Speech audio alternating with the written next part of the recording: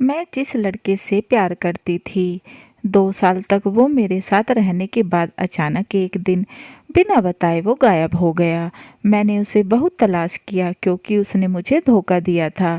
फिर अचानक एक दिन मैं अपनी एक दोस्त के घर चली गई तो मेरे पैरों तले से ज़मीन निकल गई क्योंकि वहाँ कमरे में वो लड़का जिससे मैं प्यार करती थी, मेरी दोस्त के साथ। सुहानी और राहुल एक दूसरे से बहुत प्यार करते थे।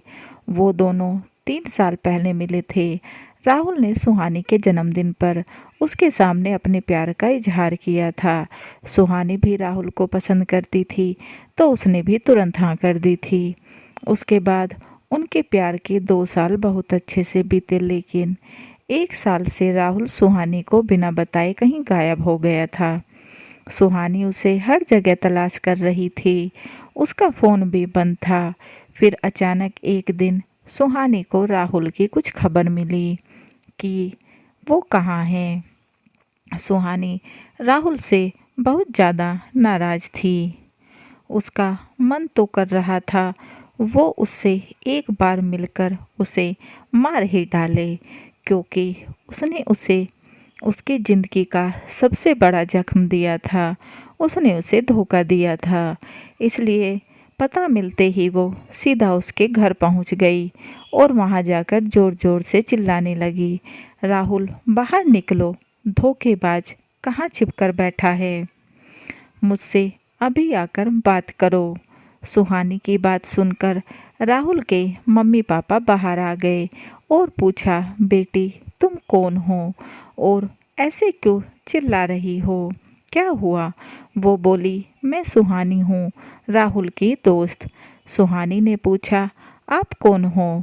वो बोले, हम दोनों राहुल के माता पिता हैं, चलो अंदर चलो बैठकर बात करते हैं। राहुल के पापा ने पूछा, तुम इतनी नाराज क्यों हो, उससे क्या हुआ?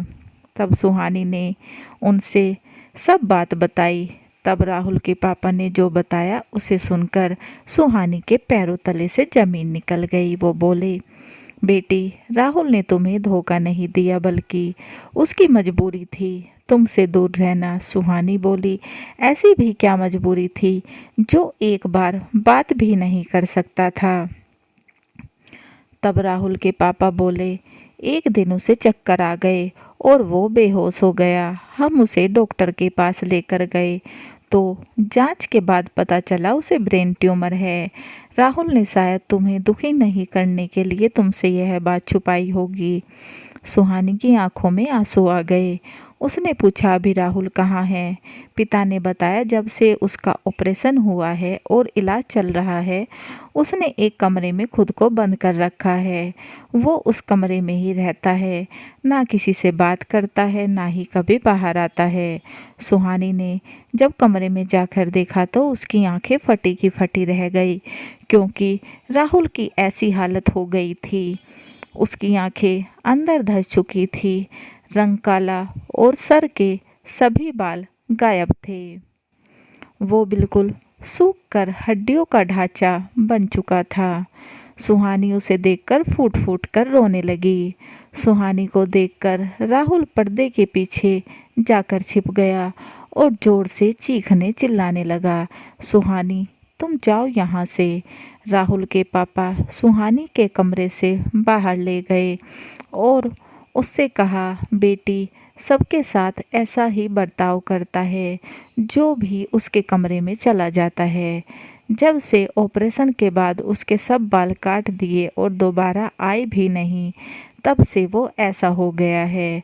अगले दिन फिर से सुहानी राहुल के घर उससे मिलने गई, लेकिन राहुल के मम्मी पापा उसे देखकर हैरान रह गए और बोले, बेटी तुमने ऐसा क्यों किया? फिर सुहानी राहुल के कमरे में गई तो आज उसे देखकर राहुल की आंखों में आंसू रुकने का नाम नहीं ले रहे थे।